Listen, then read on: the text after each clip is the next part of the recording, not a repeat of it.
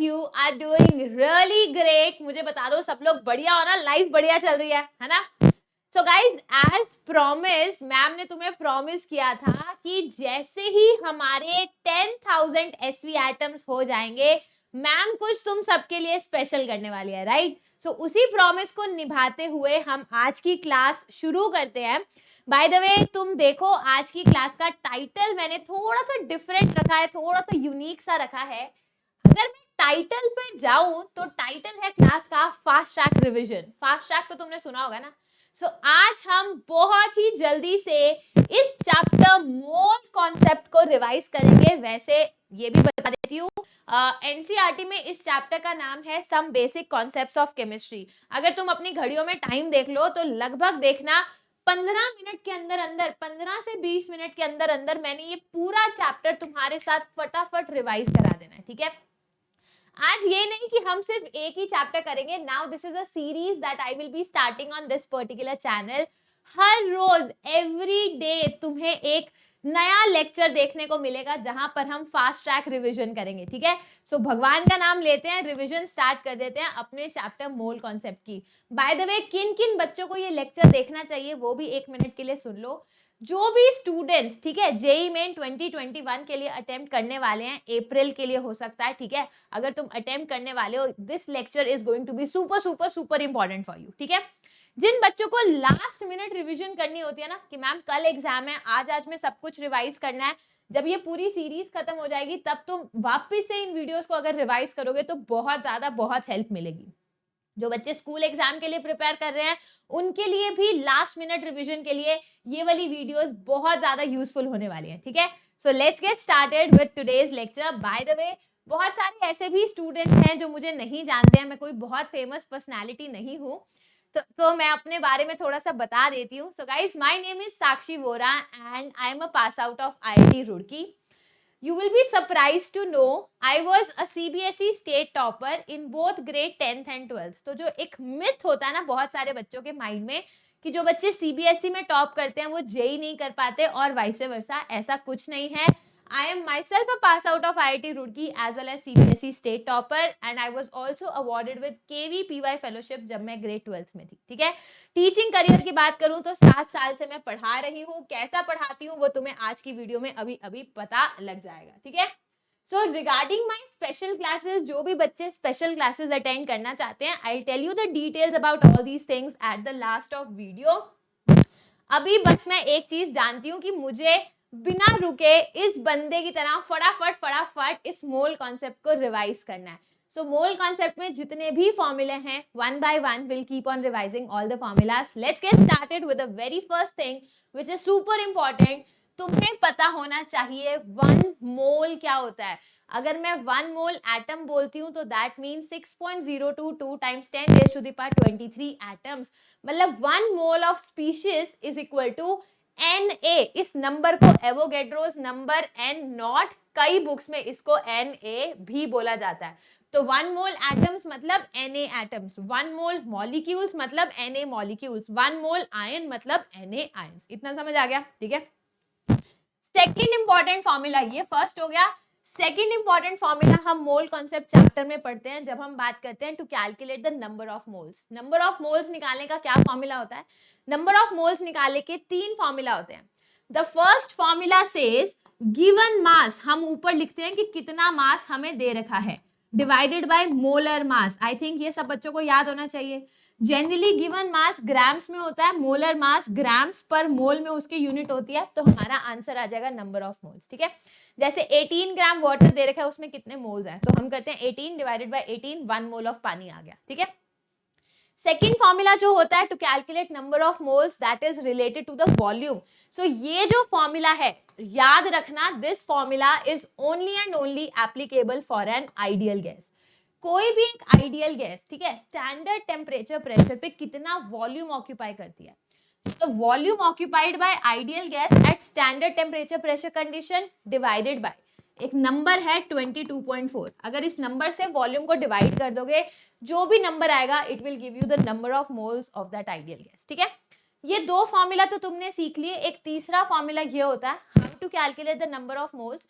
जितने total particles तुम्हें दे रखे हैं उनको डिवाइड कर दो एवोगैड्रो नंबर ऑफ पार्टिकल से। मान लो 12 इंटू 10⁻23 पार्टिकल्स दे रखे हैं, उसमें कितने मोल्स हैं, तुम उसको 6.022 टाइम्स 10⁻23 से डिवाइड कर दो, you will be getting the number of moles. ठीक है, सो एवोगैड्रोस नंबर क्या होता है और how to calculate number of moles, ये चीज आई होप सबको क्लियर हो गई। अनदर इंपॉर्टेंट चीज जो मोल कॉन्सेप्ट चैप्टर में पढ़ाई जाती है, जो हम पढ़कर आए हैं, वो है how to calculate the average atomic mass और average molar mass, average molecular mass. तीनों के फॉर्मूला लगभग सिमिलर है। इट सिंपली डिपेंड्स कि तुम एटम्स की, मॉलिक्यूल्स की या मोल्स की बात कर रहे हो, formula remains the same for all of them, सिर्फ यूनिट चेंज हो जाती है। ठीक है, ये कौन से क्वेश्चंस में यूज करते हैं, याद आ गया। जैसे क्लोरीन है, क्लोरीन के दो आइसोटोप्स होते हैं, Cl35 Cl1737, यही होता है। इसकी परसेंटेज हमें दे रखी है 75, सपोज इसकी दे रखी है 25, तो एवरेज एटॉमिक, मोलर या मॉलिक्यूलर मास कैसे निकालते हैं, परसेंटेज को मल्टीप्लाई करो मोलर मास से, देखना N1 इंटू M1, दूसरी परसेंटेज को मल्टीप्लाई करो दूसरे मोलर मास से, N2 इंटू M2 आएगा यहाँ पर, और डिवाइड बाय टोटल परसेंटेज कर दो N1 प्लस N2। ठीक है, तो ऊपर तुम लिखोगे टोटल मास और नीचे लिख दोगे टोटल नंबर ऑफ मोल्स या टोटल नंबर ऑफ एटम्स या total number of molecules, and you will be getting average atomic, molecular और मोलर मास। ठीक है, इससे रिलेटेड भी जेई में क्वेश्चन आते हैं, तो ये याद रखना।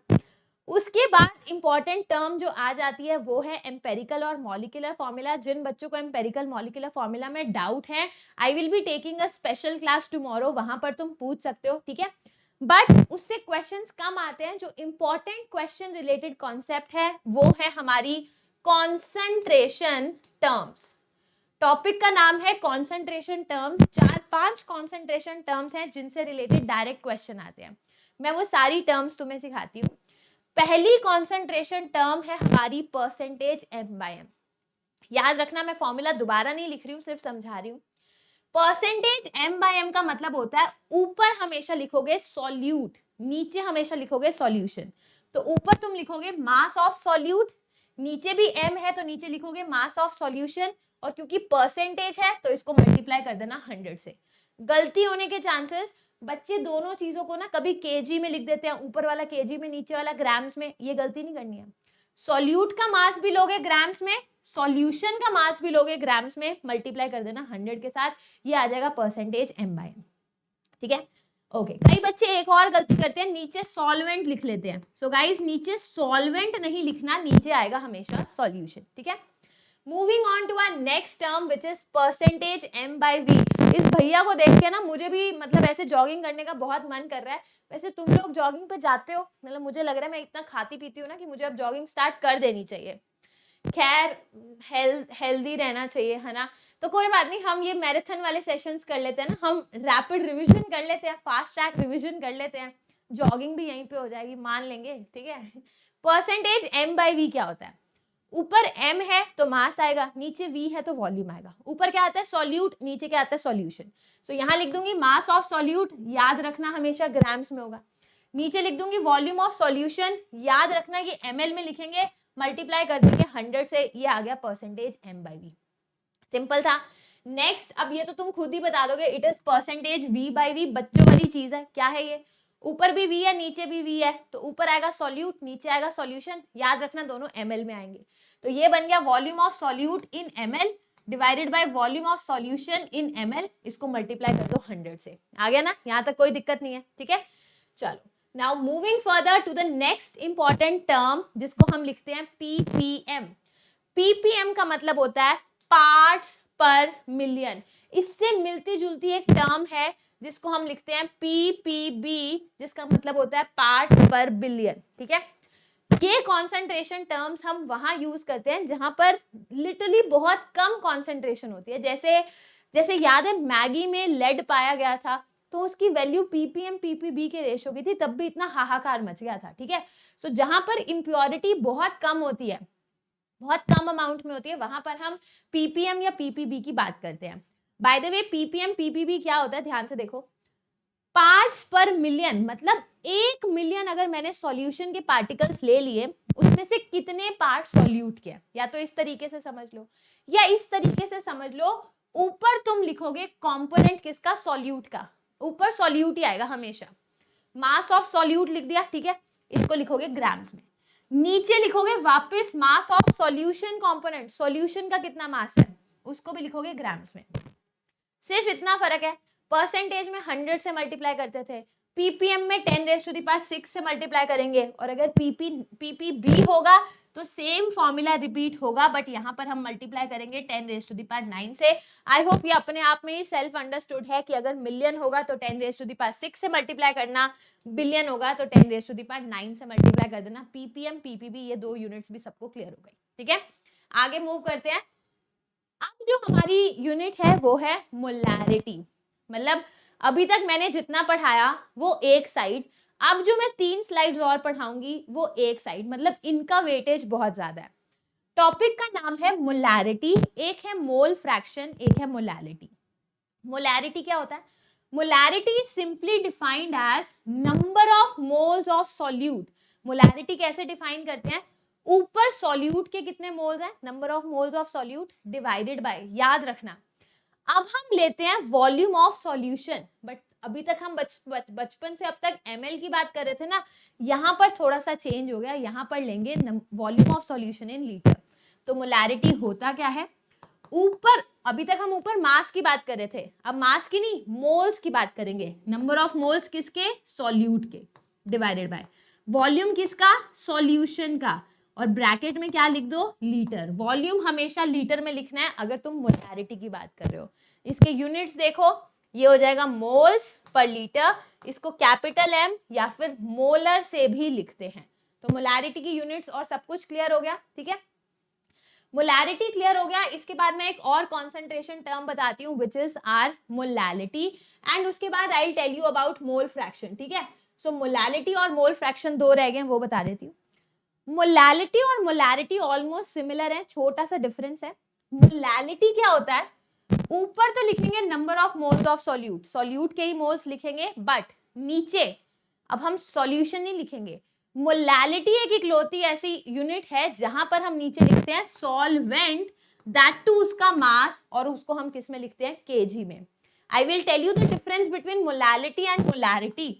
मोलैरिटी कैपिटल M से रिप्रेजेंट करते हैं, मोलैलिटी स्मॉल m से रिप्रेजेंट करते हैं। ये होता है number of moles of solute divided by volume of solution, नीचे सॉल्यूशन आएगा, दैट टू इन लीटर्स। समझ आ गया? मोलैलिटी क्या होती है? ऊपर तो सेम है number of moles of solute, नीचे आएगा मास किसका? सॉल्वेंट का, और सॉल्वेंट का मास हम किस में लेते हैं? We will take the mass of solvent in kilograms, ठीक है। मोलैरिटी की यूनिट्स क्या होती हैं? मोल्स पर लीटर, इसकी यूनिट्स क्या हो जाएंगी? मोल्स पर केजी, ठीक है। इसको कैपिटल M, इसको स्मॉल m, इसको हम लिखते हैं मोलल, और इसको हम क्या लिख देते हैं? मोलर। समझ आ गया? मोलैरिटी जो होता है ये हमारा टेम्परेचर डिपेंडेंट होता है, कि टेम्परेचर चेंज करोगे मोलैरिटी चेंज हो जाएगी। इस प्रॉब्लम से बचने के लिए we generally talk about molarity. समझ आ गया? Moving on to the last formula जो इस चैप्टर में बहुत बार पूछा जाता है, एंड इसकी भी बहुत इंपॉर्टेंस है। फॉर्मूला का नाम है मोल फ्रैक्शन। मोल फ्रैक्शन क्या होता है? देखो, सिमिलरली एक और भी होता है जिसको मास फ्रैक्शन बोलते हैं, वो इतना इंपॉर्टेंट नहीं है, बट तुम समझ जाओगे आफ्टर 2 मिनट्स। मान लो हमारे पास एक सॉल्यूशन है, ठीक है, जिसके अंदर 2 कंपोनेंट है, इसके नंबर ऑफ मोल्स है Na, इसके नंबर ऑफ मोल्स है Nb। अगर मुझे मोल फ्रैक्शन निकालना है तो मैं A का निकालूंगी अलग से, B का निकालूंगी अलग से। तो मान लो A का निकालना है तो हम ऐसे बड़ा सा X रिप्रेजेंट कर देते हैं, इसको बोलते हैं काई, ठीक है, काई। तो यहाँ लिख देंगे काई A। काई A क्या होता है? तुम नंबर ऑफ मोल्स किसके ले लो? A के, डिवाइडेड बाय कर दो total number of moles Na plus Nb। Similarly अगर किसी को काई B लिखना होगा तो नंबर ऑफ मोल्स B के लिख दो, divided by total number of moles लिख दो Na प्लस Nb, ठीक है। और मान लो अगर बड़े सारे कंपोनेंट होते तो टोटल नंबर ऑफ मोल्स पहले कंपोनेंट के divided by total number of moles सबके कंपोनेंट्स के, ठीक है।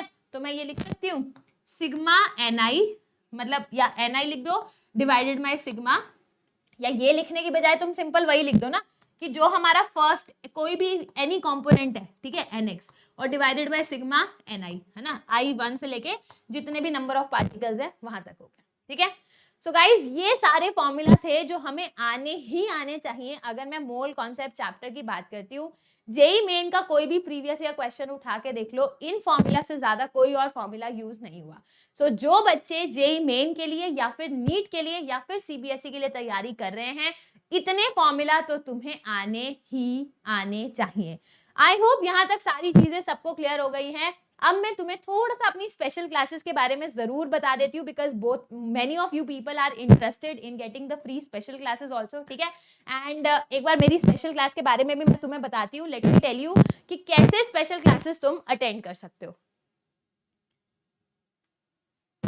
So guys, now let me tell you something about the most important thing of Unacademy, which is Unacademy's special classes. देखो, जो बच्चे ये कहते हैं ना कि मैम हमें कोई सब्सक्रिप्शन नहीं खरीदना, प्लीज हमें गाइड करो कि हम फ्री में पढ़ाई कैसे कर सकते हैं, क्या फ्री में जेई की नीट की तैयारी हो सकती है? तो देखो, मैं आंसर बोलूंगी डेफिनेटली हो सकती है। तुम अगर एक बार मेरी स्पेशल क्लासेस को देखो, ठीक है, लेट मी टेल यू कि स्पेशल क्लासेस क्या होती हैं और मैंने कौन कौन सी स्पेशल क्लासेस ले रखी हैं। देखो, मैंने ना बहुत सारी स्पेशल क्लासेस ले रखी हैं। स्पेशल क्लासेस सिंपली मीन ये फ्री क्लासेस हैं जो कि अनअकैडमी की लर्निंग ऐप पर अवेलेबल है। इन स्पेशल क्लासेस को अटेंड करने के लिए you simply have to use the code Sakshi live. अब बहुत सारे बच्चे सोचते हैं मैम कोड यूज क्यों करेंगे, पैसे लगने हैं, कुछ डिस्काउंट मिलेगा, ऐसा है, ऐसा कुछ नहीं है। ये जितनी भी स्पेशल क्लासेस है ना, these are completely free of cost. You do not have to pay even a single rupee to attend these classes. But ये स्पेशल क्लासेस लॉक्ड हैं, इन पे ताला लगा हुआ है। इन स्पेशल क्लासेस को देखने के लिए, इनको अनलॉक करने के लिए you need to use one code. अब जितने भी मेरे एसवी एटम्स हैं, आई थिंक हमारे बहुत सारे एसवी एटम्स हमारे साथ जुड़ चुके हैं, एंड और भी जितने नए एसवी एटम्स हमारे साथ जुड़ते रहेंगे, for all of you, you can use this code Sakshi live. बहुत जगह तुम्हें स्लाइड्स में ये कोड साक्षी भी दिखेगा, so it is up to you, तुम साक्षी यूज करो या साक्षी लाइव कोड यूज करो। If you use this particular code, all the classes will be open for you, all the classes will be available to you, ठीक है। अब तुम देखो, मैंने बहुत सारी series as well as individual classes ले रखी हैं। लाइक मैंने पूरी की पूरी इनऑर्गेनिक की रिएक्शन हैंड रिटन नोट्स के साथ स्पेशल क्लासेस में कराई थी। 2 लेक्चर्स लिए थे, लगभग 270 इनऑर्गेनिक की रिएक्शंस हमने कंप्लीट करी थी अपनी स्पेशल क्लास में। ऑर्गेनिक के रिएजेंट्स में तुम्हें प्रॉब्लम होती है ना, हैंड रिटन नोट्स के साथ मैंने ऑर्गेनिक के रिएजेंट्स की क्लास ली थी, कम से कम 100 रिएजेंट्स की क्लास थी। इसके अलावा एक क्वेश्चन जेईई में नहीं आएगा अगर तुमने रिएजेंट्स और इनऑर्गेनिक की रिएक्शंस इन क्लासेस की देख ली। Full organic, full inorganic, full physical की अगर किसी को रिवीजन करनी है, all these classes are also available in the special classes का फीचर जो अनअकैडमी की लर्निंग ऐप पर है। एक बार ट्राई जरूर करना, ठीक है।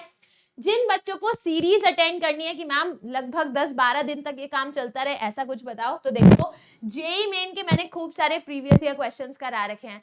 चाहे कोई बच्चा अभी पेपर दे रहा है, नेक्स्ट ईयर देगा, नेक्स्ट टू नेक्स्ट ईयर देगा, हर बार प्रीवियस ईयर क्वेश्चंस तो करके जाओगे। वो सारी क्वेश्चंस मैंने यहाँ पर करा रखे हैं। You don't have to pay even a single rupee for this, है ना।